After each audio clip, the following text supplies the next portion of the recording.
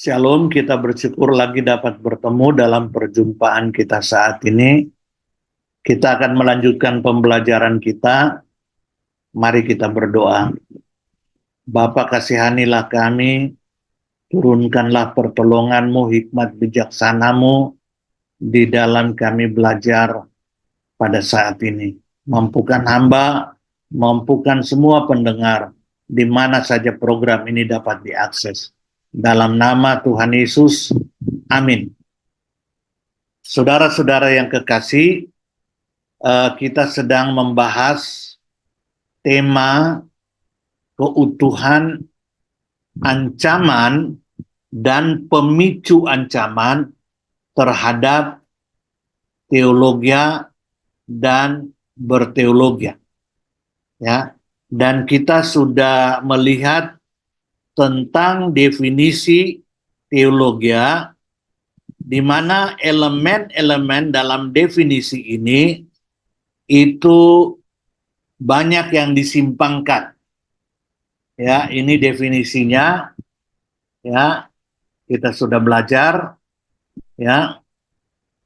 Nah, dari definisi ini dapat kita simpulkan ya bahwa teologia yang benar dan sejati adalah teologia monergisme yang aplikatif. Apa arti monergisme? Monergisme itu ya kata dasarnya mono. Mono itu tunggal. Artinya karya tunggal Allah. Hanya karya Allah. Ya. Hanya karya Allah Trinitas. Itu mono. Ya. Sehingga monergisme adalah kemutlakan bahwa teologia itu adalah karya Allah, tapi aplikatif. Yang aplikatif artinya teraplikasi dalam pikiran, perasaan, dan kehendak, atau dalam bahasa dimensi teologia, ilmu teologia, dalam ortodoksi, ortopati, dan ortopraksi. Itu artinya monergisme yang aplikatif. Melihat kenyataan bahwa teologi yang dibangun dalam Tuhan Yesus secara total merupakan karya Allah, yakni karya Allah yang menyediakan dan mengaplikasikan, maka teologi bersifat monergisme yang aplikatif. Monergisme yang aplikatif berarti bahwa seluruh karya teologi yang benar dalam hidup orang benar berpusat pada Allah. Ingat, Roma 11 ayat 36. Segala sesuatu dari Allah, oleh Allah, dan kepada Allah. Bagi Allah lah kemuliaan sampai selama-lamanya. Jadi saudara, perhatikan bahwa ya seluruh kekristenan itu merupakan karya Allah. Ya, bukan karya kita. Kalau sedikit saja kita berpikir itu karya kita, maka kita sedang tidak berteologi secara benar. Ya, kita mencuri kemuliaan Allah dan itu tidak mungkin. Ya, kekristenan sejati adalah karya Allah dalam hidup orang percaya. Ya, oleh sebab itu karya kekristenan itu monergisme yang aplikatif, termasuk teologi yang adalah karya Allah itu bersifat monergisme yang aplikatif. Ingat, monergisme dari kata mono, tunggal, mutlak tunggal karya Allah, tapi karya Allah yang tunggal, yang mutlak tunggal itu pasti teraplikasi secara ortodoksi, ajaran yang benar, ortopati, kecintaan terhadap ajaran yang benar, dan ortopraksi, praktek hidup berdasarkan ortodoksi dan ortopati. Itu ya monergisme yang aplikatif. Seperti itu, ya. Jadi monergisme yang aplikatif berarti bahwa seluruh karya teologi yang benar dalam hidup orang benar berpusat pada Allah. Tapi karya Allah dalam teologi yang berpusat pada Allah ini diaplikasikan oleh Allah sendiri melalui rohnya dalam masing-masing orang yang dikehendakinya, sehingga teologi adalah karya Allah yang objektif. Artinya ya, bukan karya kita mutlak berada di luar kita, yang adalah karya Allah itu sendiri. Oleh Allah sendiri dijadikan pengalaman secara subjektif dalam hidup orang-orang yang dikehendakinya. Istilah monergisme yang aplikatif sengaja dibuat untuk menekankan bahwa baik teologi maupun aplikasi dari teologi, semuanya itu berpusat atau dikerjakan oleh Allah dalam diri umat pilihannya. Teologi monergisme aplikatif menjadikan teologi yang benar merupakan suatu kepastian. Ini harus kita pegang, saudara, ya, bahwa teologi itu mutlak merupakan karya Allah, mutlak merupakan karya Allah, sehingga bersifat monergisme yang aplikatif, ya, seperti itu. Iya. Kita lihat selanjutnya.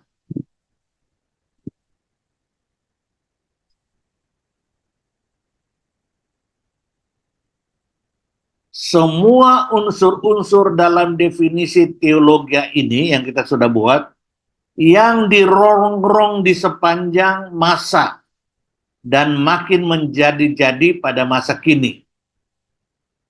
Nah, kita akan menginventarisir ancaman terhadap teologi, ya, yang dihubungkan dengan definisi teologi yang kita sudah buat tadi. Ada 3 bagian besar dalam kita mengidentifikasi dan membahas tentang tantangan dalam teologi dan berteologi hingga pada masa kini. Pertama, teologi cenderung memudar. Jadi cenderung memudarnya semangat berteologi. Kedua, berkembangnya sinergisme teologi. Ketiga, berkembangnya subjektivisme teologi yang berkembang sejak awal, ya, sampai sekarang ini dalam universalisme teologi. Jadi ada 3 ancaman terhadap teologi.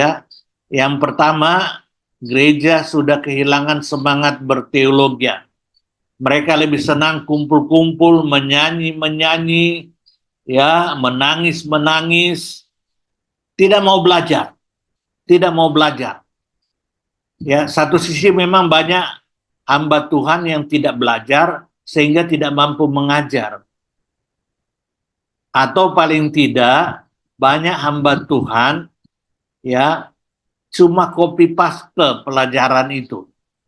Sehingga itu tidak menjadi bagian kehidupannya, tidak menjadi pengalaman hidupnya, sehingga khotbah yang katanya pengajaran itu menjadi kering karena tidak menyatu dengan dirinya.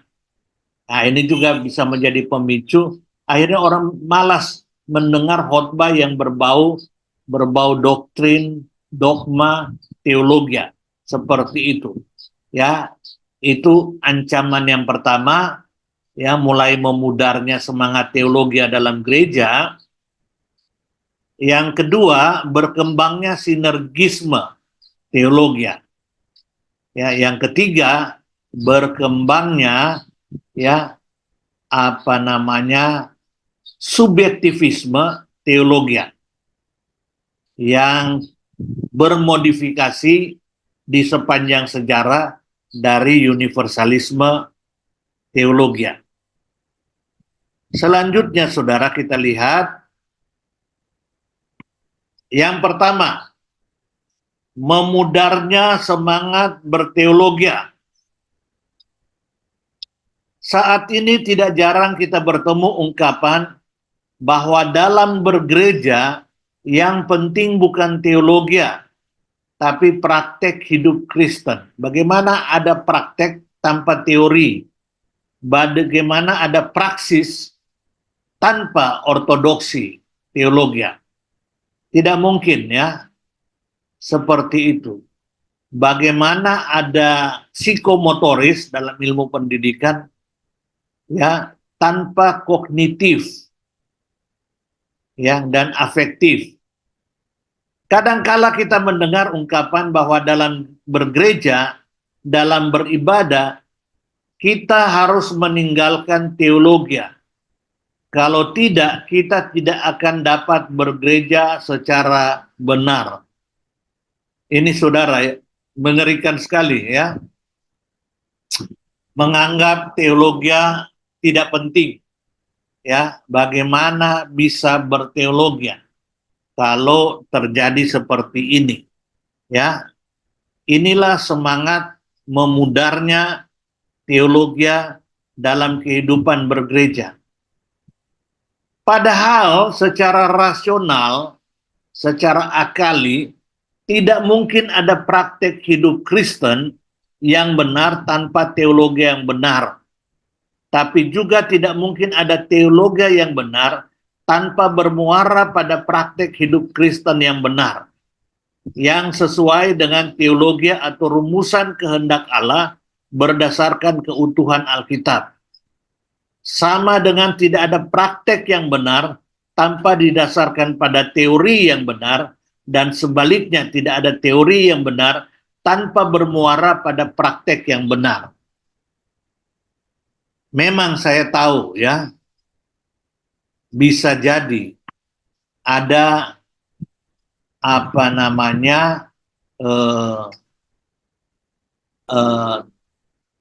tidak menariknya teologi, selain banyak pendeta yang tidak mengerti teologi, tapi tidak mempraktekkan itu. Ada yang semangat melayani, semangat dalam praktek pelayanan, tapi tidak didasarkan pada teologi, tidak didasarkan pada teori. Jadi ini menjadi masalah dalam kehidupan bergereja, menjadikan gereja cenderung teologi cenderung memudar dari kehidupan berteologi. Dr. Richard Kreitzer mengatakan, banyak orang Kristen dewasa ini menyatakan bahwa teologi tidaklah penting atau tidaklah dibutuhkan. Yang perlu kita lakukan hanyalah mengasihi Yesus saja. Bagaimana bisa mengasihi Yesus tanpa mengetahui kehendak Yesus? Ya, tidak mungkin. Kita memiliki masalah besar di gereja dewasa ini karena doktrin menghilang dari mimbar gereja dan digantikan oleh apa yang menurut kita baik, terasa baik, ya, menyenangkan hati, saya tersentuh, tergugah, seperti itu tanpa teologi. Atau apa yang kita rasakan dibutuhkan, kalau itu menjawab kebutuhan kita. Kalau pendeta kita mohon mengharapkan berkat, pendeta berkhotbah berkat, tidak berkhotbah pengajaran, ya. Jadi jemaat senang karena itu yang dibutuhkan. Jadi apa yang dibutuhkan jemaat? Ketika teologi menghilang dari gereja, ini kata Dr. Richard, dan dari para pemimpin gereja, maka kita akan memiliki kebebasan untuk semua atas apa yang kita anggap sebagai kebenaran. Yang akan terjadi hanyalah ketidakjujuran dan terkikisnya keyakinan. Situasi ini tercipta karena Tuhan telah disingkirkan di belakang pengkultusan diri sendiri oleh para hamba Tuhan sebagai fokus utama iman, dan itu akan mengukir jalan menuju neraka, kata Richard. Seperti itu. Richard selanjutnya menegaskan, melalui firman-Nya kita mengetahui kebenaran dan sarananya. Inilah teologi. Kalau dikatakan teologi tidak penting, berarti Tuhan tidak penting. Karena teologi adalah mempelajari dan mengenal serta memahami Tuhan. Siapa Dia, sifat-sifatnya, dan sebagainya. Menyangkal teologi berarti menyangkal Tuhan juga.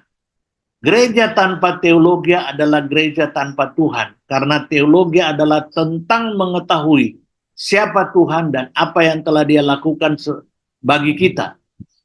Teologi tanpa Tuhan yang berdaulat bukanlah pilihan bagi gereja atau iman kita sendiri. Karena kita akan menggantikan Dia dengan berhala. Apapun yang menggantikan Tuhan dari patung hingga uang adalah berhala. Atau termasuk memberhalakan diri kita sendiri. Jadi saudara, mengerikan. Ya, makin memudarnya berteologi dan berteologi dalam gereja. Ini tanpa sadar gereja menjadi tidak bertuhan. Karena teologi adalah rumusan tentang Tuhan dan kehendaknya dari keutuhan Alkitab. Kalau anti teologi, anti dogma, anti doktrin, tanpa sadar gereja itu sudah tidak bertuhan. Jadi ini ancaman. Teologi mulai dianggap remeh, ditinggalkan, dianggap tidak penting. Mulai memudar, mulai kehilangan semangat berteologi. Kalau berteologi ya tidak laku. Gereja itu atau hamba Tuhan itu. Seperti itu. Akhirnya jemaat tidak pernah berteologi lagi. Praktek hidup berdasarkan teologi yang benar merupakan manifestasi kehidupan beriman. Inilah yang dikehendaki Allah dan Tuhan Yesus. Sehingga Tuhan Yesus menyatakan bahwa jika anak manusia itu datang, masihkah ia mendapati iman di bumi? Lukas 18 ayat 8b. Akan tetapi jika anak manusia itu datang, apakah ia mendapati iman di bumi? Kenapa begitu keras? Mengapa kedatangan Tuhan Yesus dikatakan dia bertanya, kalau dia datang, masih ada nggak dia temukan iman di bumi? Ada banyak orang mengatakan ini sudah di ujung-ujung akhir zaman, ya, ngeri sekali kalau ya kehidupan beriman tidak ada. Sehingga pada waktu Tuhan Yesus datang, ya, dia tidak menemukan iman di bumi. Dia tidak menemukan iman di bumi. Seperti itu. Apa namanya? Iman itu timbul dari pendengaran firman Tuhan. Firman Tuhan dalam keutuhannya yang dirumuskan dan dihotbahkan itu namanya teologi. Sehingga kita beriman kepada firman sama dengan kita beriman pada rumusan firman, yakni teologi.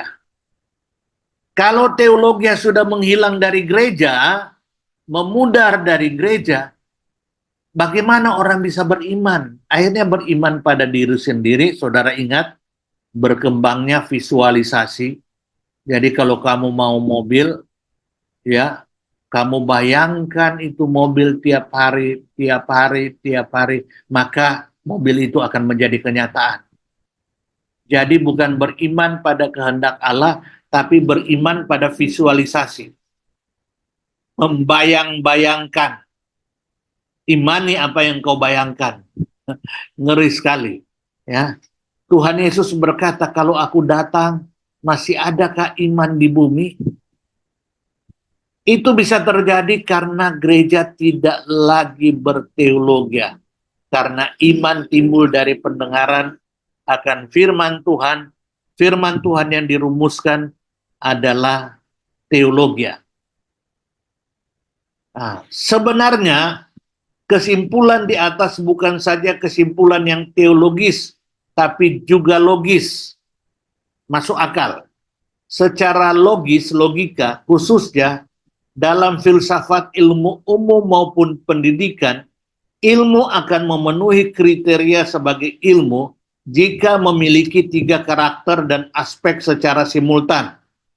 Yakni kalau dalam filsafat ilmu, karakter dan aspek ontologis. Ya, kebenaran itu secara objektif. Kebenaran itu objektif, baru epistemologis. Setelah kebenaran objektif itu ditemukan, itu dirumuskan menjadi satu ilmu. Itulah epistemologis. Tapi tidak berhenti di situ, aksiologis. Artinya kebenaran itu ontologis dirumuskan menjadi rumusan, menjadi ilmu epistemologis, dan itu harus dipraktekkan secara aksiologis. Jadi pasti punya keutuhan 3 dimensi ontologis, epistemologis, dan aksiologis. Demikian juga dengan teologi. Kalau dalam filsafat ilmu pendidikan baru dikatakan sebagai ilmu jika secara simultan memiliki aspek karakter kognitif, teoritis dalam otak, afektif, kecintaan atas kognitif itu, dan psikomotoris, praktek hidup berdasarkan ilmu itu. Itulah ilmu pendidikan.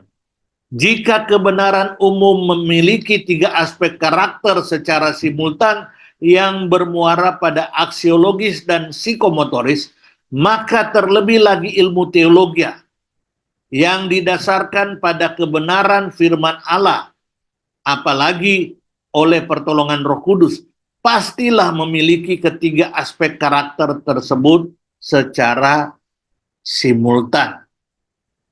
Jadi kadang-kadang saudara, kita ini malu dengan ilmu umum. Ilmu teologi malu dengan ilmu umum. Karena apa? Karena tidak punya keutuhan. Banyak orang jago teologi, tapi tidak cinta dengan teologi dan tidak mempraktekkan teologi, tidak menghidupi teologi. Itu penyebab orang skeptis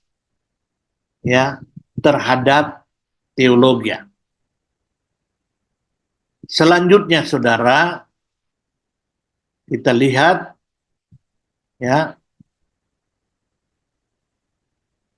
saat ini gereja seakan-akan tak berdaya, cenderung terombang-ambing dalam dunia, bahkan cenderung menjadi sama dengan dunia.